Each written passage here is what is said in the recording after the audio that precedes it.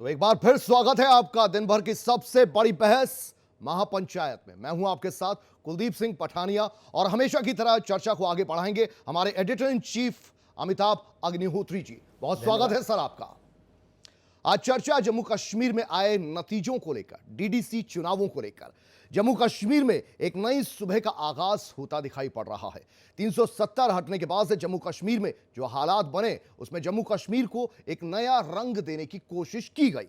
लेकिन ऐसा पहली बार हुआ कि 70 सालों में डीडीसी के चुनाव में जनता को मतदान करने का मौका मिला। बीजेपी ने अपनी एंट्री से विपक्षी दलों की फिर धड़कनें बढ़ाकर रख दी।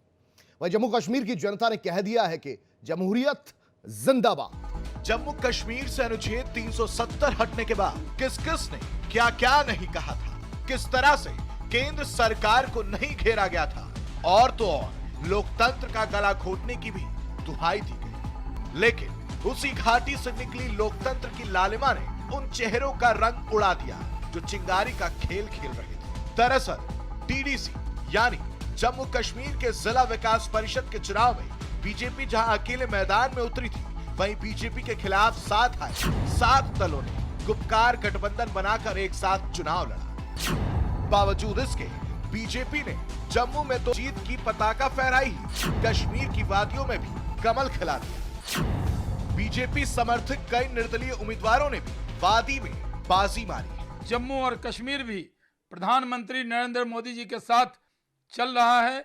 हमारे विरोधी ने इकट्ठे होकर चुनाव लड़ा, एनसी, पीडीपी, कांग्रेस सब मिल गए, लेकिन भारतीय जनता पार्टी ने कमल खिलाकर जम्मू कश्मीर के अंदर दिखा दिया। कश्मीर वैली में भी कमल खिल गया है।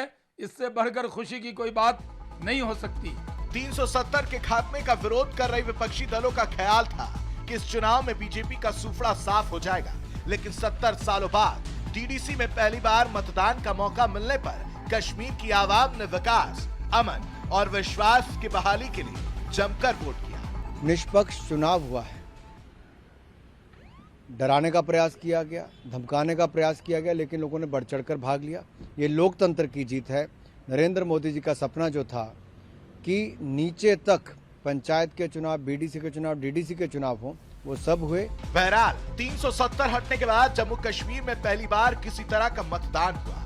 वही कश्मीर घाटी में मुस्लिमों की आबादी भी ज्यादा है और यहाँ बीजेपी की जीत बड़े मायने रखती है। ऐसे में सवाल ये है कि क्या ये चुनाव कश्मीर में नई क्रांति की आमद है? Bureau report R9 TV. तो धारा 370 हटने के बाद यह कहा गया था कि कोई झंडा फहराने वाला या तिरंगा फहराने वाला नहीं होगा, लेकिन जमकर यहां ढोल नगाड़े भी बजे और तिरंगा भी फहराया और बीजेपी ने बड़ी पार्टी बनकर भी दिखाया। यहां शुरुआत करेंगे चर्चा की। हमारे साथ हमारे मेहमान जुड़ चुके हैं। भाजपा प्रवक्ता मनोज मिश्रा जी, बहुत स्वागत है सर आपका। कांग्रेस प्रवक्ता जावेद अहमद अब से कुछ देर में हमारे साथ जुड़ जाएंगे।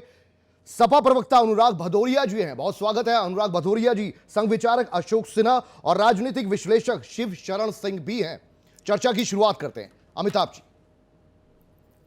देखिए, मैं तो इस पूरे चुनाव को थोड़ा अलग दृष्टि से देखता हूं। ये विषय राजनीतिक दलों के लिए महत्वपूर्ण हो सकता है कि उन्होंने कितनी सीट जीती या दूसरे से ज्यादा जीती या कम जीती। मेरा वो विषय नहीं, मैं उसके लिए चर्चा भी नहीं लाया। राजनीतिक मित्र लोग अपनी बात रखेंगे। मैं राष्ट्र की इस प्रसन्नता के साथ खुद को संबद्ध करने आया हूं कि 70 साल से ज्यादा समय हो गया जब इस रियासत में त्रिस्तरीय चुनाव हुआ, पंचायत का 3 स्तरों का, यानी लोकतंत्र निचले पायदान तक पहुंचा। एक तो यह अत्यंत हर्ष का विषय है। दूसरा, पाकिस्तान के तमाम प्रयासों के बाद भी राज्य के सामान्य जन ने जिस तरह से भारत के लोकतंत्र के प्रति अपनी निष्ठा की अभिव्यक्ति की है वोट देकर, मैं उसकी सराहना करने आया हूं। और तीसरी महत्वपूर्ण बात यह कि दुनिया भर के देश, हमारे मित्र देश भी हैं उसमें, तटस्थ देश भी हैं उसमें, और हमारे दुश्मन देश भी हैं उसमें, तब कुल मिला के दुनिया बनती है, जिसमें तीनों हैं। वो भी बड़ी पैनी नजर लगा के देख रहे थे, बड़ी पैनी नजर लगा के, कि कश्मीर में क्या चुनाव हो पाएगा, जम्मू कश्मीर में 370 हटने के बाद चुनाव कैसे होगा, रक्तपात हो जाएगा, हाहाकार मच जाएगा। उस राज्य के सामान्य जन ने, उस राज्य की जनता ने ऐसी आकांक्षा रखने वाले देशों को निराश किया जो ये सोच रहे थे कि हिंदुस्तान जम्मू कश्मीर में चुनाव नहीं करवा पाएगा। पाकिस्तान प्रायोजित है, आतंकवाद को छोड़ दीजिए तो पूरी चुनाव की प्रक्रिया में कहीं कोई व्यवधान नहीं आया। पंक्तिबद्ध होकर लोगों ने वोट किया। मेरे लिए ये तीन चीजें बड़ी प्रसन्नता की। मैं भी चिंतित था, लेकिन जिस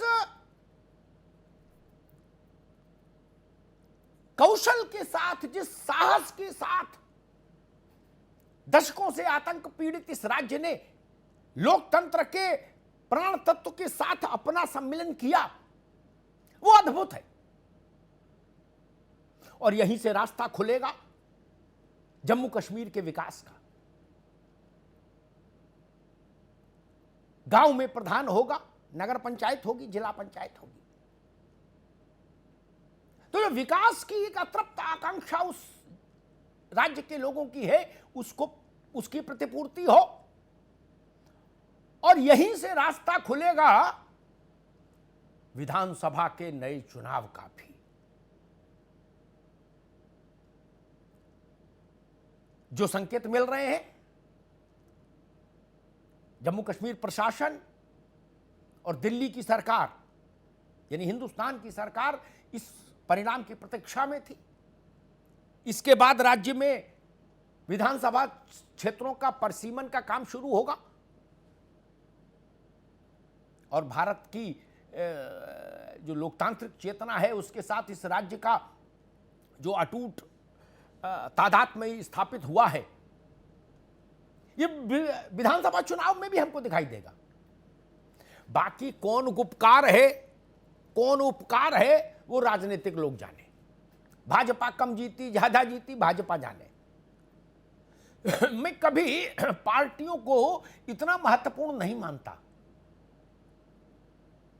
चुनाव होगा, कोई जीतेगा, कोई हारेगा, वो इतना बड़ा विषय देश के भविष्य के संदर्भ में नहीं होता।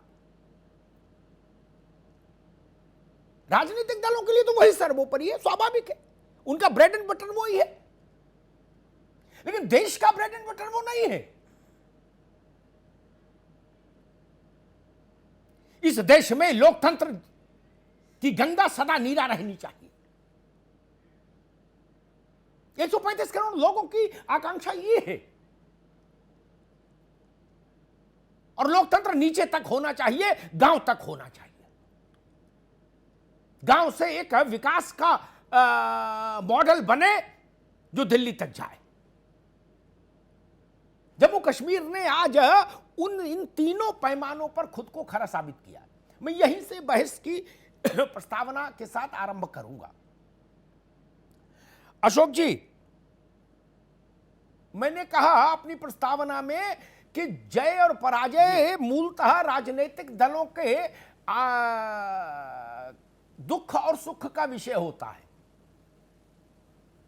देश का मूल मन इसी पर रहता है कि लोकतंत्र पारदर्शी रहे, निष्पक्ष रहे, चुनाव के जरिए सत्ता हस्तांतरित हो और खूबसूरती के साथ सत्ता की स्थापना हो। हमारे पड़ोस जैसा नहीं हो कि एक तो चुनाव कराना मुश्किल, चुनाव करा लो तो रहना मुश्किल, और रह लो तो फांसी पे लटका दें, कहीं प्रधानमंत्री को पकड़ के टांग देंगे, राष्ट्रपति को। भारत कम से कम इस मामले में अपने सारे पड़ोसियों के लिए एक प्रतिमान है, विश्व के लिए प्रतिमान है। और पड़ोसी तो छोटे हैं, ये तो चूजे हैं। हम तो बड़े भाई को देख रहे हैं, अमेरिका को, वही लट्ठम लट्ठा हो रही। ट्रंप कह रहे खाली नहीं करेंगे ना मकान, बोले आ जाओ माइकल लाल कौन है। भारत में ऐसा तो इंदिरा जी ने भी नहीं किया। इस मायने में मुझे लगता है जम्मू कश्मीर से आज जो जनादेश आया है वो राष्ट्र के लिए एक बड़ा संदेश लेके आया। अशोक जी,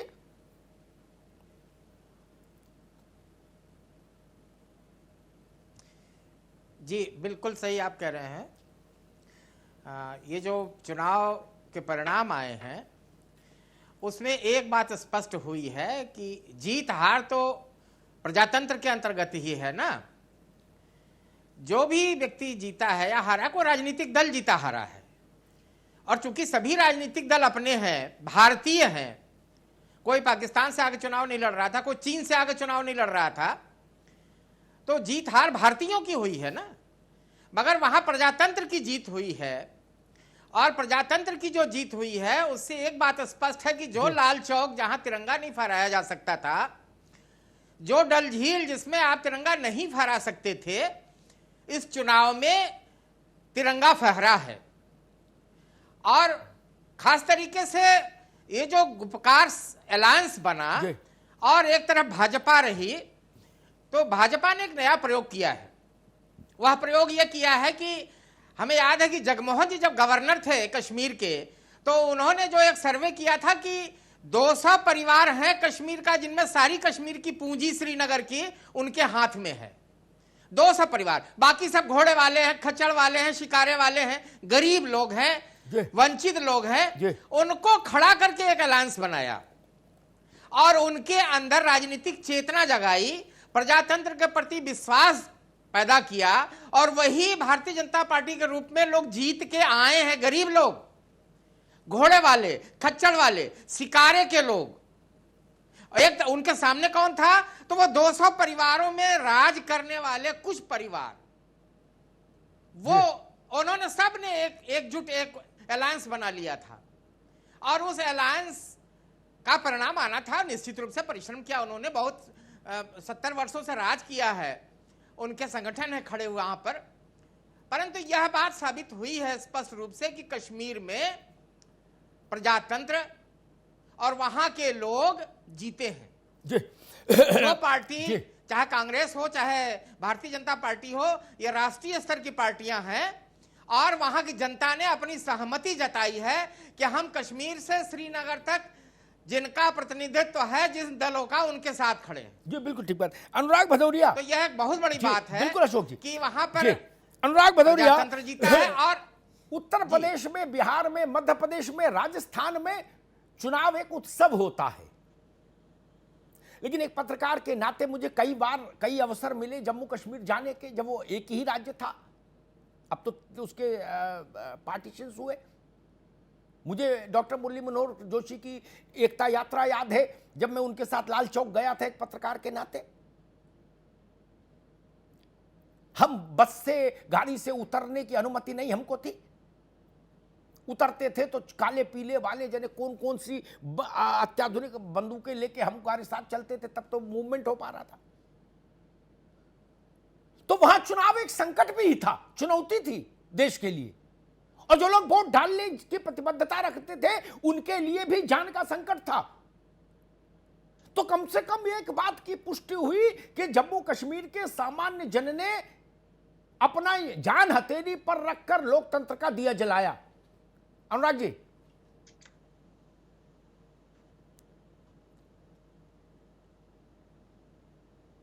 गांव के अंतिम व्यक्ति को न्याय मिलना चाहिए, लोकतंत्र पे उस पर यकीन होना चाहिए, और लोकतंत्र को भी उसका लोकतांत्रिक तरीके से देश की सरकार को उसका सम्मान करना चाहिए। आपकी बात को मैं मान लूं तो अगर आपकी बात सही है, और बिल्कुल सही है, सबकी बात यही सही है, फिर इस देश के अंदर में समाज का अंतिम व्यक्ति किसान धरने पे बैठा है, फिर वहां सरकार लोकतंत्र क्यों नहीं अपना रही है? कश्मीर ने लोकतंत्र अपना लिया, जम्मू कश्मीर ने लोकतंत्र अपना लिया, फिर ये केंद्र की सरकार लोकतंत्र को क्यों नहीं अपना पा रही है? फिर उसको दमन करने की कोशिश क्यों कर रही है? ये चिंता का विषय है ना। सोचिए आप, कश्मीर में लोकतंत्र अपना लिया गया, वहां पे फ्रीडम दे दी गई। यहाँ अगर हम कोई काम करने जाते हैं, सरकार के खिलाफ बोलने जाते हैं, सरकार के खिलाफ किसानों के लिए प्रदर्शन करते हैं, तो आप मुझे जेल में डाल देते हैं 151 की धारा लगा के। और 151 में 1 दिन नहीं, 2 दिन नहीं, 7-7 दिन तक बंद रखते हो और आपका एसीपी ऑफिस ही नहीं बैठता क्योंकि उसको साइन करना पड़ेगा, वो साइन करने के लिए ऑफिस ही नहीं आता उसको। तो मुख्यमंत्री जी के यहाँ से फोन आ जाता है, आप ऑफिस में बैठना नहीं तो आपको साइन करना पड़ेगा, समाजवादी लोग छूट जाएंगे। तो आप सोचिए ये लोकतंत्र कहाँ है? ये लोग फिर इस लोकतंत्र को जिंदा कौन करेगा? इसका न्याय इसको हम आपसे पूछना चाहते हैं, इसको न्याय किस तरीके से धरने में बैठा है, ठिठुर रहा है, मर रहा है बेचारा, और मर भी गए कितने किसान। एक व्यक्ति मरता है तो पूरा गांव पूरा उसका मौजा बर्बाद हो जाता है, पूरा परिवार बर्बाद हो जाता है। यहाँ तो ना जाने कितने किसानों की मौतें हो गई, लेकिन सरकार चुपचाप बैठी है। तो लोकतंत्र सरकार क्यों नहीं करना चाहती? इस सरकार को क्या ठीक है, रुको, ठीक है। करना चाहती है केंद्र की सरकार? मैंने पिछले 1.5 महीने में किसानों के संदर्भ में 18 बहस की, यानी 18 घंटे बहस की, इसलिए हर दिन एक विषय पर चर्चा नहीं हो सकती। आज चर्चा का बिंदु है कश्मीर, ठीक है ना? आज तो उसी पर चर्चा करनी होगी, कल फिर किसान पर रखेंगे तो आपको बुलाएंगे, तब उस पर हम लोग चर्चा करेंगे। मेरा मूल भाव आप नहीं समझ पाए। मेरा मूल भाव यह था, उत्तर प्रदेश में, मध्य प्रदेश में, बिहार में लड़ना आसान है।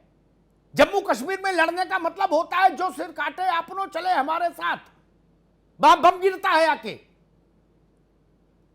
वहां नेतागिरी का स्कोप इतना सरल नहीं है कि कोई भी खादी का कुर्ता पजामा सिला ले और चल निकले। वहां संकट दूसरा है। ठीक है अनुराग, ठीक है, ठीक है। किसान की हालत कहां है? तो इसीलिए मैं कहता हूं कश्मीर में लोकतंत्र, अरे रोज थोड़ी ना बहस करेंगे। ठीक है, ठीक कोशिश कर रही है सरकार। अनुराग भाई, ठीक है, अनुराग जी की बात आ गई। ठीक है, शिवशरण जी, देश में 1000 किस्म की समस्याएं हैं और मेरे शो का एक स्वरूप है, एक दिन एक विषय, है ना? हर दिन हर विषय एक साथ कॉकटेल नहीं ना, मिक्स पचरंगा अचार नहीं चलेगा। एक दिन एक विषय। मैं फिर मूल विषय पर लौटता हूं। अनुराग भाई थोड़ा सा उसको डेविएट कर गए, वो उसको लखनऊ खींच लाए। बड़ी मुश्किल से तो लखनऊ से श्रीनगर गए, तो कभी कभी तो जाने दो भाई, वो भी अपने ही राज्य है देश का। हर वक्त लखनऊ में कबड्डी खेलेंगे क्या? शिवशरण जी, जो बात मैं अनुराग जी से कह रहा था, उत्तर प्रदेश, मध्य प्रदेश, बिहार, झारखंड, फलान ढिकान में नेतागिरी करना बहुत सरल काम है और नेतागिरी कर लो तो बहुत सारे लाभ मिल जाते हैं। लेकिन वहां तो मामला उल्टा है, वहां तो वोट डालने पर भी बम फट सकता है आपके ऊपर, और कश्मीर में ऐसा इतिहास रहा है। तब ये जो चेतना दिखाई दी, ये कितना बड़ा डेवलपमेंट है भारत के लोकतांत्रिक जीवन में। ये जम्मू और कश्मीर का जो चुनाव हुआ है, ये भारत का चुनाव है। भारत वास्तव में आज भारत की आम जनता जो जम्मू कश्मीर की निवासी है, उसने अपनी निचली संस्था के निर्वाचन में वोट दिया है। ये बड़े गर्व की बात है। इसमें किसी राजनीतिक दल, जो आपने बात पहले कही कि किसी भाजपा क्या पा रही है, गुपकार क्या पा रहा है, कौन सा क्या पा रहा है, कितनी सीटें, उसका कोई मायने नहीं है आज की तारीख में। आज की तारीख में हमेशा हमारे पड़ोसी देश ने जम्मू कश्मीर को लेकर के यूएनओ में समय समय पर और दुनिया के जितना प्रोपेगेंडा करना था करते रहे, लेकिन हमारी जम्मू कश्मीर की जनता ने पहली बार ये साबित कर दिया कि नहीं, हम भारत के संविधान के अनुरूप उसके हिसाब से हम मतदान कर रहे हैं। हम भारत के एक राज्य के जिला पंचायत का निर्वाचन कर रहे हैं। अब हमारी जनता निचली अदालत से निचले अपने पायदान से शुरू होगी, उसकी पंचायतें अपना सचिवालय के रूप में अब शुरुआत करेंगी। ये तो दुर्भाग्य की बात रहा, कभी पंचायत के चुनाव की स्थिति वहां आई नहीं। और बड़े उसकी बात यह है कि देखिए, धारा 370 हटने के बाद 70 साल बाद पहली बार लोकसभा में तो लोग देते रहे हैं, विधानसभा में सारे लोग वोट नहीं देने पाए। ये पहला चुनाव है जिसमें जो भी वहां का निवासी रहा है उसने वोट दिया है, चाहे वो भारत में रह रहा है या भारत के बाहर पाकिस्तान तरफ रहा, वो भी आकर के उन लोगों ने अपना वोट दिया है। ये इसलिए भारत की जीत है, किसी पॉलिटिकल पार्टी की जीत नहीं है। जी ठीक बात है। मनोज जी, मुझे लगता है इसको भारतीय जनता पार्टी को भी इसी रूप में देखना चाहिए। उनकी पार्टी ने वहां कितनी सफलता पाई, कैसी सफलता पाई, वो विषय छोटा है। जम्मू कश्मीर में पाकिस्तान के कुछ व्यवधानों को छोड़ दीजिए, जब जब वोटिंग की नौबत आई, 3 चरणों में चुनाव हुए, तब तब वहां सीज फायर उल्लंघन हुआ, कहीं बम फटा, कहीं गोला गिरा। लेकिन फिर भी उस राज्य के सामान्य जन ने वोट की मर्यादा को निभाया। मुझे लगता है ये सबसे बड़ी चीज है जिस पर भारत भर को गर्व होना चाहिए, सभी राजनीतिक दलों को गर्व होना चाहिए। आपसी कटाजुज्ज को छोड़कर, आपसी प्रतिस्पर्धा को भूलकर। अमिताभ जी, सबसे पहले तो कश्मीर के, जम्मू कश्मीर के और पूरे देश के लोकतंत्रवादियों को बधाई कि जम्मू कश्मीर में जो त्रिस्तरीय जो चुनाव है वो संपन्न हुए इसकी। दूसरी बात यह है कि आप अगर गंभीरता से देखें कि धारा 370 हटने से पहले और हटने के बाद जो पहले भय का वातावरण क्रिएट किया गया था, हटने के बाद पूरे देश में धारा 370 और 35A की समाप्ति पर कोई घटना नहीं। तो ये श्रेय मोदी सरकार को और देश की अन्य सरकारों को जाता है। दूसरी बात कि सबसे बड़ी बात यह है कि एक मिथ भी टूटा इस चुनाव में। पहले लोग कहते थे भाजपा आंकड़ों की पार्टी है, भारतीय जनता पार्टी ने सिद्ध किया, भी पिछड़ों के बीच भी गए। कहा जाता था भारतीय जनता पार्टी शहरों की पार्टी है, भारतीय जनता पार्टी गांवों तक पहुंची। फिर ये कहा जाता था भारतीय हिंदुओं की पार्टी भारतीय जनता पार्टी है। कश्मीर के परिणाम जो आए हैं उसे ये सिद्ध हुआ है कि भारतीय जनता पार्टी सर्व समाज की पार्टी है और मोदी जी का सबका साथ, सबका विकास, सबका विश्वास का जो नारा है वो समाज के सभी वर्गों तक पहुंचा है। ये इस चुनाव का सबसे बड़ा संदेश है। सबसे बड़ी बात यह है कि लोकतंत्र जिंदा रहेगा तो हम भी जिंदा रहेंगे, सपा भी जिंदा रहेगी, बसपा भी जिंदा रहेगी, कांग्रेस भी जिंदा रहेगी, गुपकार भी जिंदा रहेगी। और जो एक और चुनौतीपूर्ण बात आई कि पूरे देश में धीरे धीरे स्टेब्लिश होता जा रहा है कि भारतीय जनता पार्टी एक बड़े पोल के तौर पर स्थापित हो रही है और दूसरे विरोधी राजनीतिक दल सब इकट्ठे होकर सामना करने की कोशिश कर रहे हैं। तो ये भारतीय जनता पार्टी उसके नेतृत्व की सफलता का परिचायक है कि हम भारतीय जनता के जो देश की जनता है उसके हिसाब से चल रहे हैं, उसकी आकांक्षाओं की पूर्ति कर रहे हैं। ठीक, अनुराग जी कुछ कहना चाह रहे थे। अनुराग भदौरिया। मैं क्या जी, यानी इन्होंने बोला कि लोकतंत्र को जिंदा रखी हुई, यही तो समस्या है कि आप लोकतंत्र खत्म कर रहे हैं। कहाँ लोकतंत्र है? बिहार में लोकतंत्र है, उत्तर प्रदेश में लोकतंत्र है, आप कहाँ है? तानाशाही तो हर जगह है, हर जगह आप तानाशाही अपना रहे हैं। क्या आप निकलने दे रहे हैं किसी को घर से? क्या आप किसी को लोकतांत्रिक तरीके से प्रदर्शन करने दे रहे हैं? क्या आप किसी को अपनी बात कहने दे रहे हैं? हम घर से निकलते नहीं, आप पुलिस भेज देते हो, किस बात की पुलिस भेज देते हो भाई? किस बात के पुलिस घरों पे लगा देते हो आप? आपको जैसे ही पता चलता है कि हम कुछ लोकतांत्रिक तरीके से सरकार के खिलाफ बात करेंगे, आप पुलिस भेज देते हो, आप घर में लगा देते हो।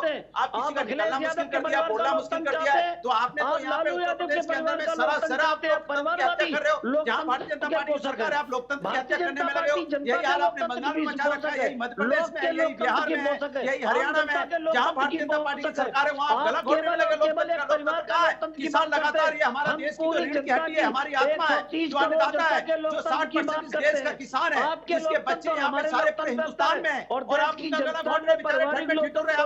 ये भी भारतीय लोकतंत्र का एक रोचक पहलू है। वापस लेने को तैयार नहीं हो, आप कानून चंद लोगों के लिए बना के बैठे तो कि तू में भी चलती रहती है। जनता की आवाज सुनना चाहते हो, जनता से बात करना चाहते हो, बात नहीं करना चाहते आप जनता से, जनता से संवाद नहीं करना चाहते हो, आप गला घोट देना चाहते हो जनता का। अखिलेश और ये आपकी आदत। लोकतंत्र चाहते, ये लालू यादव अरे हम चाहते हैं कि लोकतंत्र होना चाहिए, ये सोनिया धरना से कंपनी का नहीं होना चाहिए। जिनके लिए आप काम कर रहे हो बताइए, आप उनके लिए चौपर लगाएंगे, उनके लिए सवाल करेंगे, लेकिन गरीब किसानों से नहीं मिलेंगे, किसानों से बात नहीं करेंगे, बेरोजगारों से नहीं मिलेंगे, कोरोना काल में लोगों की मौतें हो रही उनके बारे में बात करेंगे। ये हम महिलाओं पे अत्याचार हो रहा है उसमें बात नहीं करेंगे। क्या हुआ? परिवार के लोकतंत्र को छोड़िए, आप परिवार के लोकतंत्र के पोषक हैं, आप उसके पोषक हैं और आप चाहते हैं कि जो यह परिवार का लोकतंत्र बने स्थापित हो तो पूरे प्रदेश में चले, पूरे देश में चले।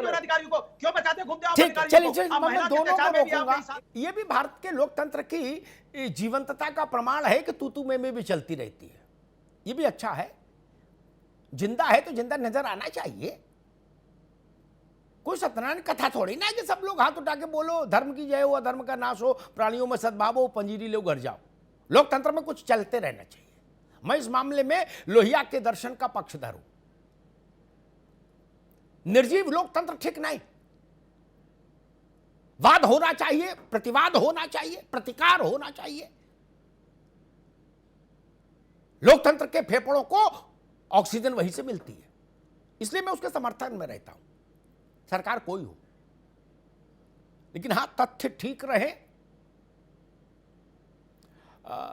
दिल्ली से जुड़े जितने भी राज्य हैं जहां सीमाएं हैं दिल्ली और अन्य राज्यों की, उसमें उत्तर प्रदेश है, उसमें हरियाणा है, उसमें राजस्थान है, तीनों सीमाओं पर किसान बहुत सद्भाव और शांति के साथ प्रदर्शन कर रहे, इसलिए किसानों को भी मैं प्रणाम करता हूं और वहां वो लोग सद्भाव और शांति से रहें, इसके लिए तीनों सीमाओं पर जो प्रशासनिक अमला है वो भी बहुत तत्पर और निष्ठा के साथ काम कर रहा है। हम लोग नेता लोग कुछ भी कहें, उनको बोलने की अपना एक होता है, शैली होती है, लेकिन सच्चाई है अगर हमारे मित्र राकेश टिकैत यूपी बॉर्डर पर धरना दे रहे हैं, वहां टेंट लगाने में मदद की, पानी पहुंचे, सुरक्षित ये अस्थायी टॉयलेट्स बने वहां खड़े किए जाएं, ये सब व्यवस्थाएं की है। कहीं प्रदर्शन पर भारत में रोक हो सकती है क्या?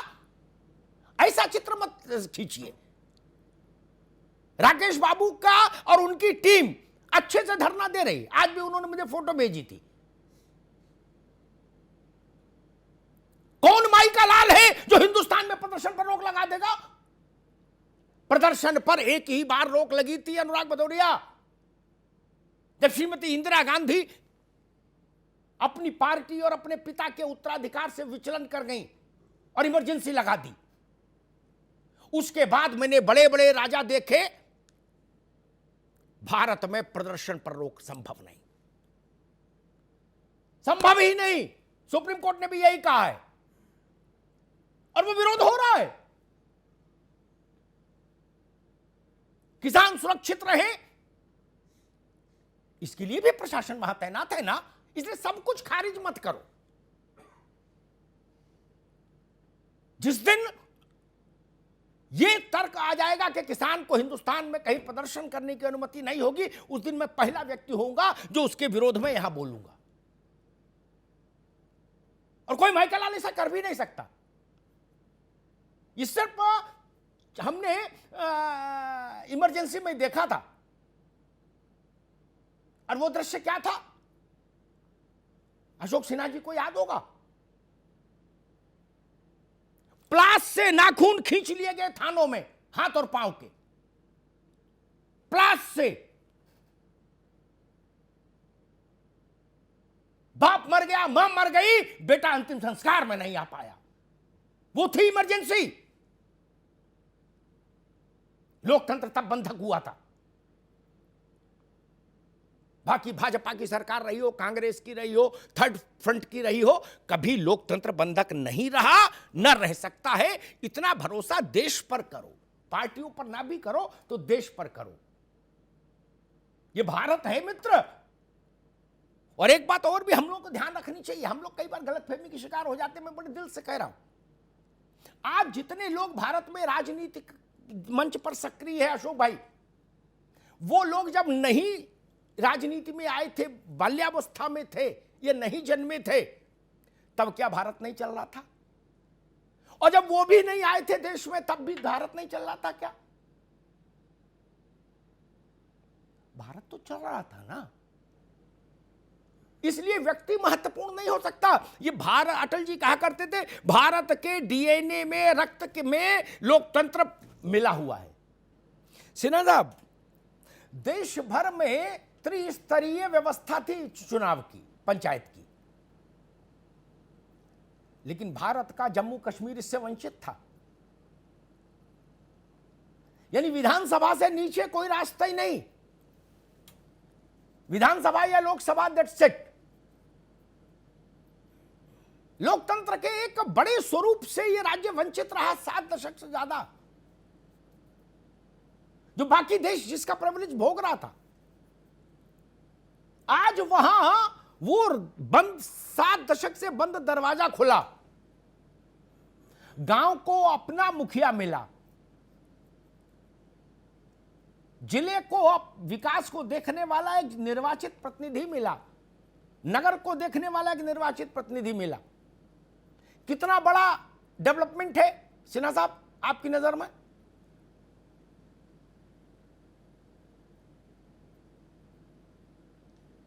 देखिए, जिस जगह पर यह कहा जा रहा था कि यहां पर दोबारा 370 लागू करिए और यहां कश्मीर का झंडा हमारे हाथ में दीजिए, वहां पर वहां की जनता ने तमाम धमकी के बाद, आतंकी हमले के बाद, बाहरी दबाव के बाद भी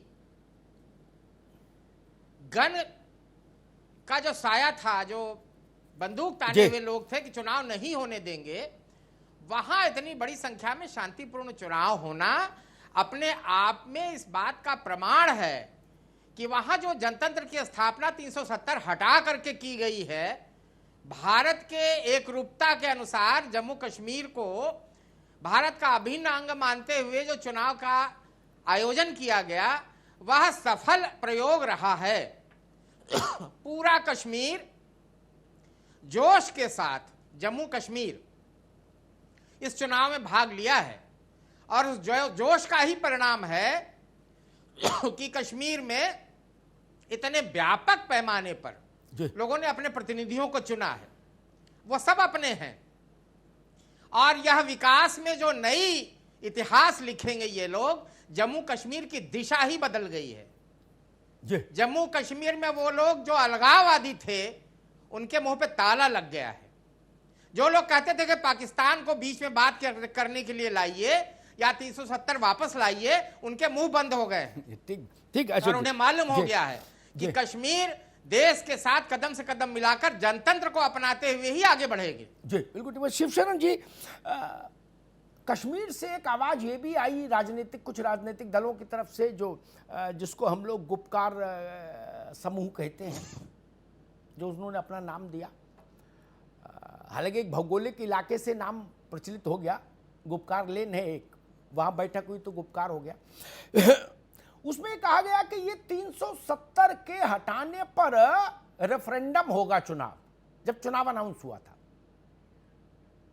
जब वोटिंग हो गई सारे चरणों की, तो मैंने कहा था कि अगर ये रेफरेंडम होता 370 हटाने पर, तो कश्मीर का आदमी, जम्मू का आदमी वोट देने ही नहीं निकलता, क्योंकि 370 के रहते तो ये त्रिस्तरीय पंचायती व्यवस्था लागू ही नहीं हो सकती थी वहां। अगर वो इसके लिए वोट देने निकला है, इसका मतलब वो इस व्यवस्था के पक्ष में है। और जो व्यक्ति त्रिस्तरीय पंचायत व्यवस्था के पक्ष में है, वो 370 के पक्ष में नहीं खड़ा हो सकता, क्योंकि 370 के रहते तो वहां ये चुनाव कभी हुआ ही नहीं। शिवशरण जी, बिल्कुल बिल्कुल। ये त्रिस्तरीय चुनाव, पंचायत के चुनाव में जो मतदाता आज निकला, वो देश में पहली बार, हमने कहा ना, वहां जम्मू कश्मीर में पहली बार आम जनता जो है अपने लोकसभा के बाद त्रिस्तरीय निचले स्तर पर उसने अपनी सरकार को चुना है। और अभी तो ये इसका चुनाव हुआ है बिल्कुल शांतिपूर्वक। हमारे उत्तर प्रदेश, बिहार जैसे राज्यों में चुनाव होते हैं, बहुत सी घटनाएं हो जाती हैं, चुनाव निर्वाचन आयोग को बहुत डिस्टर्ब होना पड़ता है, लेकिन जिस शांति से वहां की जनता ने वोट दिया और सीधे ये गुपकर जो जिन दलों ने बना रखा है, उनको मुंहतोड़ ये जवाब दिया है कि नहीं, हम धारा 370 हटाए जाने का स्वागत करते हैं और त्रिस्तरीय, हम अपनी गांव स्तर की अपनी सरकार बना रहे हैं, हम इससे हमारा विकास होगा। और अभी क्या, अभी तो ये शपथ ग्रहण होने के बाद जब राष्ट्रीय स्तर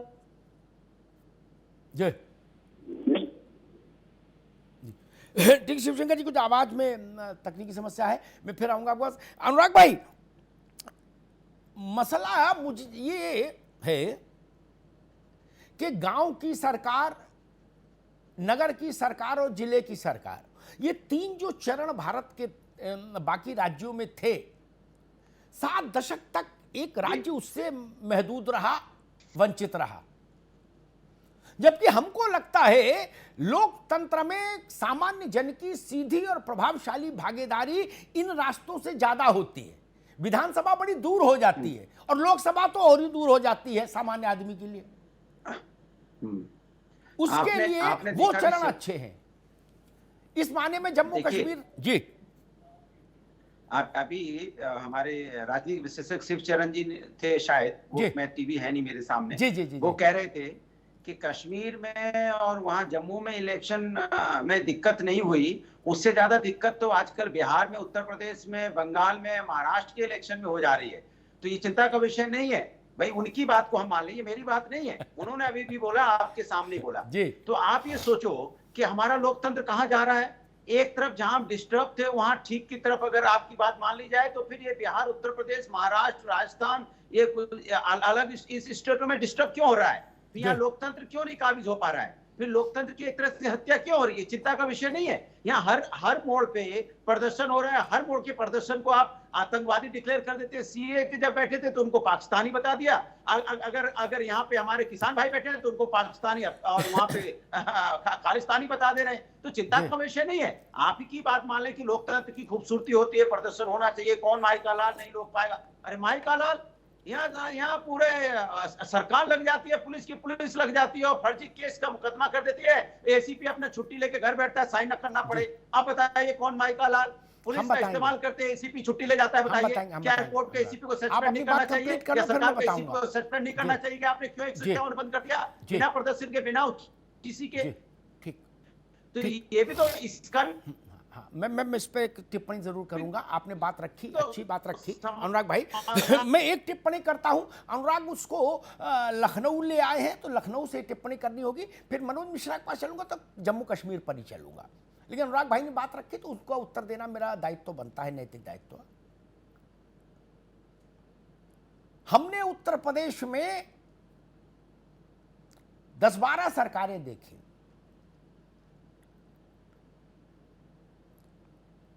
एक पत्रकार के रूप में पुरानी बातों में नहीं जाऊंगा, नए लोगों को वो उतना स्मरण नहीं होगा, दर्शकों को भी। 2 उदाहरण देता हूं। समाजवादी पार्टी की सरकार थी, तब उत्तर प्रदेश के तमाम बड़े कद के राजनेताओं को घर में नजरबंद कर दिया गया। एक अवसर ऐसा आया, प्रदर्शन का ही था, जिसमें कुछ लोगों ने लोकसभा में आके सवाल उठाया, बवाल मचा। एक दूसरा अवसर गिनाता हूं, बसपा की सरकार थी, अनुराग भदौरिया की पार्टी प्रदर्शन करने निकली। उसमें कुछ नौजवानों के साथ क्या स्थिति परिस्थिति बनी। एक नौजवान उसमें से एमएलसी भी हो गए उसी स्थिति परिस्थिति से। सरकारें ऐसा करती हैं, प्रशासन ऐसे करते हैं।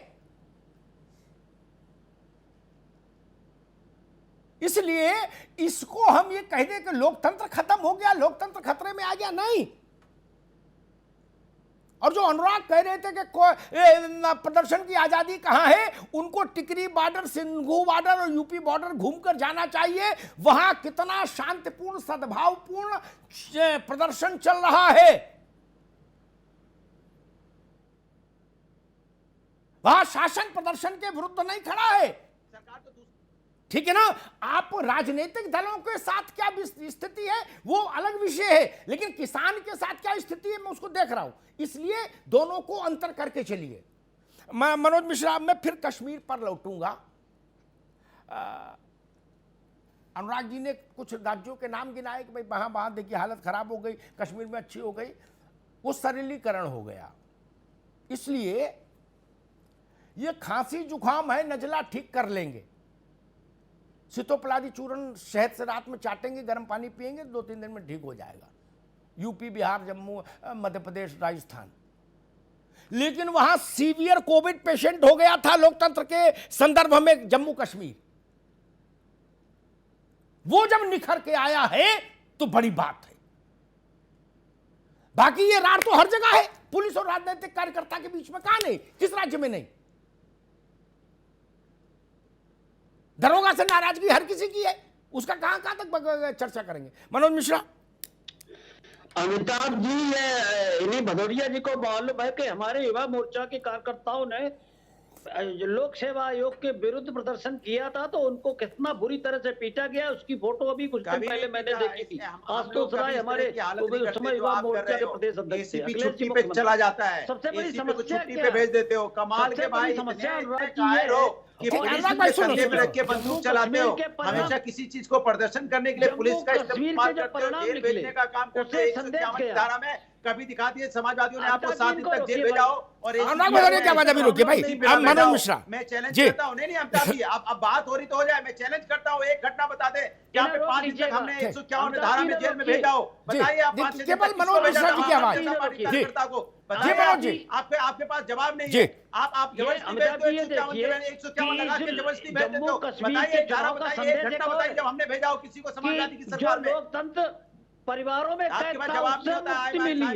जी। सही लोकतंत्र आ जाए। उत्तर प्रदेश में यादव परिवार, हाँ, लालू सही यादव लोकतंत्र परिवार, है। बिहार हाथरस की में बच्ची के साथ शिवसेना अन्याय हुआ का परिवार, और आप बचाने की उद्धव कोशिश कर रहे ठाकरे थे, जी सही का लोकतंत्र है। और श्रीमती 8-8 सोनिया पुलिस वालों गांधी का शहीद हो और जा रहे हैं, सही गुप्कार भी लोकतंत्र है। राजनीतिक यहाँ पे परिवार आए है। बाएं तो साएं ये बोल के चले राजनीतिक जाना परिवारों और से SDM CO के सामने लोकतंत्र गोली मार के की हत्या मुक्ति कर का दी जाती संदेश व्यक्ति भी का सही जम्मू और लोकतंत्र है। कश्मीर और का यहाँ बेवजह चुनाव है 151 लगा और के सबको समाजवादी जेल में पार्टी भेज के देना मित्र नजर अनुराग बंद करना, भदौरिया जितनी ये सही जल्दी समझ लोकतंत्र है, लेंगे इसको लोकतंत्र उतनी बोलते हैं। जल्दी इनके लिए जहाँ अच्छा पे होगा नहीं, और जहाँ पे जितनी अर्थव्यवस्था जल्दी टूट राहुल चुकी हो, गांधी जी किसान समझ रोड पे लेंगे बैठा हो, कोरोना उतनी चुनाव जल्दी की कांग्रेस मौतें हो के रही लिए हो अच्छा होगा। और आप किसान ये महिलाओं लोग पे अत्याचार परिवार बढ़ में गया जो हो और लोकतंत्र यहाँ को पे चारों बंधक तरफ बनाए पड़े थे का उस माहौल हो, जंगल लोकतंत्र राज से चल रहा हो, मुक्ति गुंडा राज चल रहा जनता हो, का आतंकी जैसा संदेश माहौल बना है रखा जम्मू हो, और कह रहे हो सही कश्मीर का लोकतंत्र है। और ये कमाल का आपका संदेश उत्तर लोकतंत्र है। प्रदेश का भी है, ये संदेश बिहार का भी है और ये संदेश पूरे देश का है कि कुछ परिवारों ने लोकतंत्र को बंधक बना लिया था, जिसमें लालू यादव जी का परिवार है, अखिलेश जी का जैसे परिवार है, संघ परिवार सोनिया जी का परिवार है, उद्धव ठाकरे का परिवार है। तो इस लोकतंत्र जो परिवारों ने बंधक बनाया था उससे मुक्ति का संदेश भी जम्मू कश्मीर का चुनाव परिणाम है, क्योंकि गुप्कार भी राजनीतिक परिवारों का एक संगठन था। जी, ठीक परिवार ठीक है। अनुराग जी आपको रोकेंगे, चर्चा बहुत हो चुकी है, अब चर्चा को अंजाम तक पहुंचाया जाए, संपादकीय टिप्पणी का वक्त है। अमिताभ जी, देखिए, जो बात मनोज जी कह रहे हैं मैं उसको इस रूप में स्वीकार नहीं करूंगा कि परिवार बंधक बनाए। लोकतंत्र भी सूर्य है, उसको कोई बंधक नहीं बना सकता। अगर बादल परिवार पंजाब में जीता तो जनता के वोट से जीता, जिस वोट से अमरिंदर जीते उसी से प्रकाश सिंह बादल का परिवार जीता। मैं इस बहस इस फर्जीवाड़े को नहीं मानता भाई। जिस वोट से महाराष्ट्र के, जिस वोट से शिवसेना के लोग चुने गए उसी से कांग्रेस के, भाजपा के, एनसीपी के लोग चुने गए।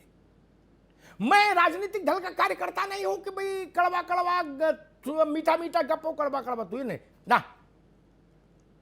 लोग जो चीज वोट से चुनी जा रही है वही बात मैं अखिलेश जी के परिवार के लिए कहूंगा। परिवार टिकट दे सकता है लेकिन जिताती जनता है, इसलिए जनता जिसको जिताती है मैं उसको जनता का जनादेश मानकर स्वीकार करता हूं।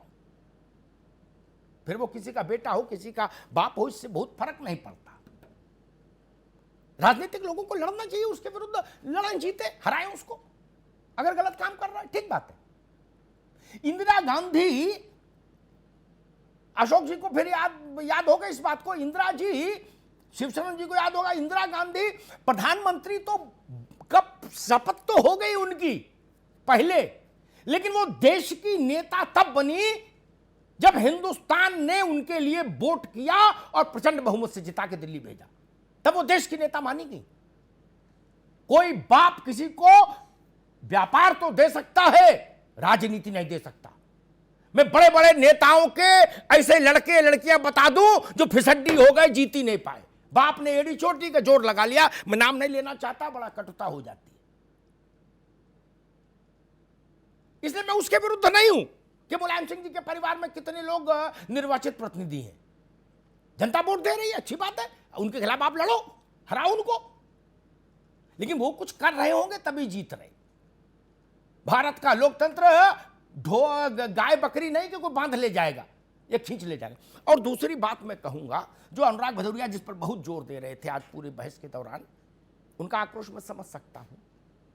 आप सब लोगों के पास अपनी पार्टी के रंग का चश्मा है, मेरे पास न किसी विचारधारा का चश्मा है न किसी पार्टी का चश्मा है।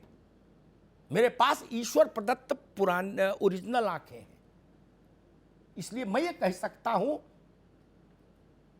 हमने उत्तर प्रदेश का चर्चा, इसलिए उत्तर प्रदेश का नाम ले रहा, वरना ये सारे राज्यों पर लागू मानी जाए बात। हमने हर सरकार में अपनी समस्याओं के लिए प्रदर्शन करने वाले लोगों के सिर फूटते देखे हैं लाठी से। हर सरकार में मुझसे ज्यादा कौन लड़ता है उनके लिए, कौन नेता लड़ता है वही बता दे अपना नाम, और जाकर उनसे पूछ लो कि अमिताभ अग्निहोत्री ज्यादा लड़े आपके लिए, ये नेता लड़ा, पूछ लो पता लग जाएगा। मैंने हर सरकार में सिर फूटे देखे नौजवानों के, गरीबों के, किसानों के। कोई सरकार अपवाद नहीं। और मैंने हर सरकार में दूसरे राजनीतिक कार्यकर्ताओं के विरुद्ध राजनीतिक कारणों से 20-20, 50-50 हजार, 1-1 लाख, 2-2 लाख मुकदमे देखे, जिनमें लोग जेल रहे। हर सरकार में कोई सरकार अगर ये कहती है कि हम ऐसा नहीं किए तो फिर वो सत्य नहीं बोल रही। मैं कहना नहीं चाहता था, आप लोगों ने भी विमर्श कर दिया।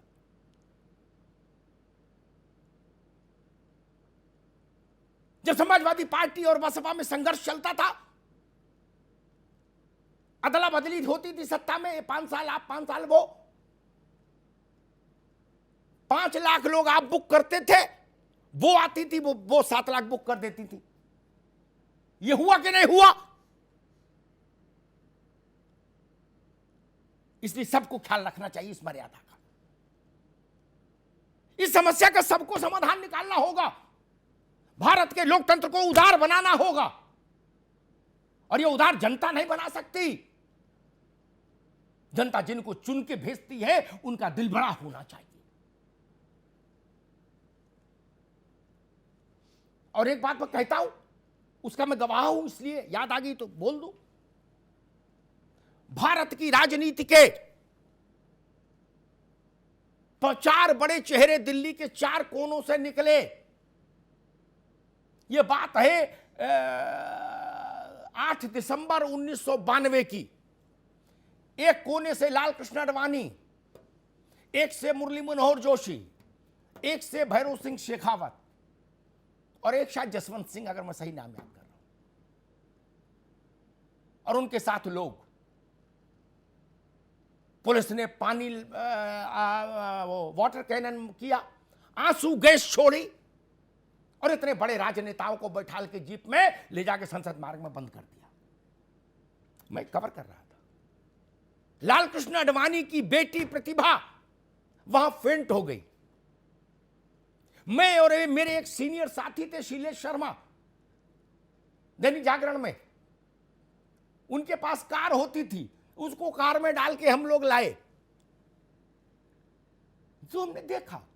और उस धरने के विरोध में शायद अपने, जब वो बड़े राजनेता हो गए थे अटल जी, तब अपने, पुराना तो मुझे स्मरण नहीं उनका, जब वो संघर्ष कर रहे थे, लेकिन जब से वो वाजपेयी जी हुए, अटल जी हुए, तब से अपने जीवन काल में पहली बार मैंने अटल बिहारी वाजपेयी को सरकार के इस लाठी चार्ज और पानी वाटर कैनन के खिलाफ धरने पर बैठे देखा, जिस कांग्रेस की सरकार थी। हां, इस बात के लिए मैं कांग्रेस की भी सराहना करूंगा अशोक जी। वाजपेयी जी को धरने पर 1.5 घंटा हुआ था, सिर्फ 1.5 घंटा। भारत के गृह मंत्री शंकर राव चौहान धरना स्थल पर आए थे और वाजपेयी जी का धरना तोड़वाया था। लोकतंत्र में ये रहना चाहिए। मैं वहां था मौजूद सशरीर जब शंकर राव चौहान आए, और उन्होंने कहा कि अटल जी आपकी सब मांग मान ली, जो कही थी वो भी, जो नहीं कही वो भी, चलो धरना मत बैठो आप। ये लोकतंत्र में होना चाहिए। लेकिन कटाजुज है। किसी गली मोहल्ले में जाके पूछ लीजिए राजनीतिक कार्यकर्ता से, तुम्हारे पर मुकदमे हुए, अगर वो कह दे नहीं हुए तो मैं मान लूंगा कि मुझे समझ नहीं। ये पार्ट एंड पार्सल बन गया भारत की राजनीति का, और लगभग हर प्रदेश की समस्या है। डीएम के शासन में आता था तो एआईडीएम के वालों को अंदर कर देता था, जयललिता जी आती थी तो वो डीएम के वालों को अंदर कर देती थी। रात में 2 बजे करुणानिधि को उठा के बंद कर दिया था, दूसरे लोग आए वो जयललिता को बंद कर दिए, और जयललिता जी ज्यादा नाराज हो गई तो वो शंकराचार्य को भी बंद कर दी। गजबे था। कौन सा राज्य है जहां ऐसा नहीं होता? ये विसंगतियां सुधारनी पड़ेंगी। ये कोरोना वायरस है हमारे लोकतंत्र में, उसकी वैक्सीन ढूंढिए। और जब तक भाई किसी एक सत्ता को उदार होने से काम नहीं चलेगा, सारे राजनीतिक दल जो कभी न कभी सत्ता में आते हैं, उतने बड़े हैं, उनके प्रमुखों को बैठकर यह तय करना होगा कि हम लोग कमर के नीचे वार नहीं करेंगे।